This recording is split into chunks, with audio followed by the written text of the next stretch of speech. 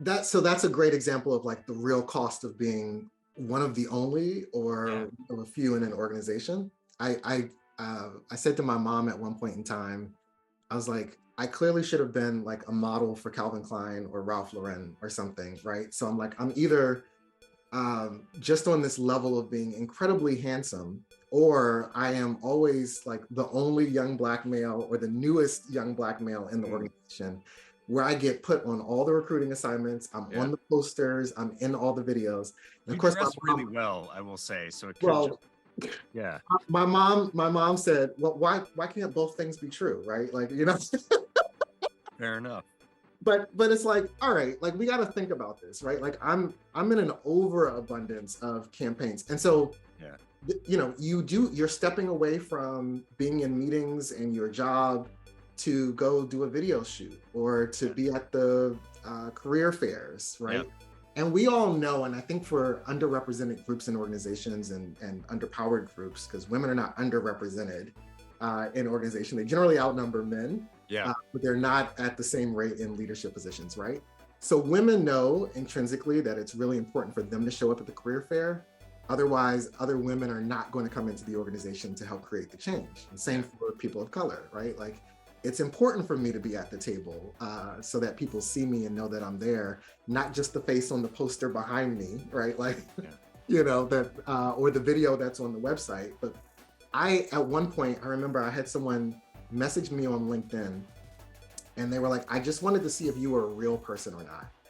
Because when I was Googling your company, right, I see you in the video, Yeah. saw you on the brochure that they sent me in the mail, right? You were on the flyer, the collateral on the table. And I wasn't sure if you were like a stock image model that Yeah. they had, just put out. And Yeah. they were like, before I get on a plane to fly all the way across the country to do this job interview, like, I want to know if this organization is like really serious about diversity, equity, and inclusion. And it was funny when I got the message, it was like 11 o'clock at night here. And I was like, all right, I'm gonna call this guy, right? And so I did, and we had probably like an hour conversation. Wow. And he was just like, so you are a real person. Like they didn't just create a fake LinkedIn profile for you, Well, right? and hey, right now with generative AI, like you could just make a person. I mean, but, but then it's also like, I always and only see you. So are you always and only the Are you one? the only Like, one? yeah, is it an army of one here? And that's like, that's not a great story either. No, no. But what I will say is there are people who will say yes to the opportunity of being the first or Hmm. one of the few if organizations are serious about their commitment to building inclusive work environment that will make it better for others to come, right? Yeah. Yeah. There are people who are attracted to that opportunity. And so this is part of the truth in recruiting and the truth in our employment brand as an industry is to say, listen, we're not there in terms of racial diversity overall in the industry, and certainly not in leadership roles. We're not there in terms of gender diversity, particularly in leadership roles, right? And we want to be better. And we need people to help us weigh in on the strategy. We need you to come because you're brilliant and you do X thing well, and we need that too in our organization. But we also are looking for people who are going to help us build the culture that we want to have.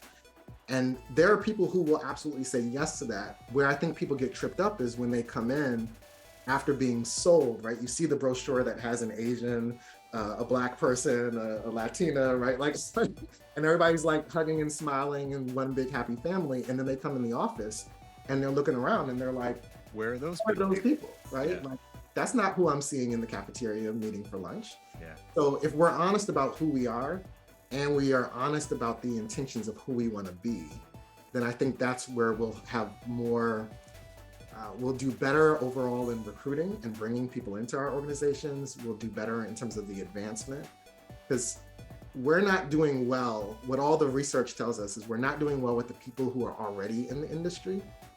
Why would someone else want to come into the industry? I'm Omari Jahi Aarons, Executive Director and Chief Operating Officer of the National African American Insurance Association, and this is the future of insurance.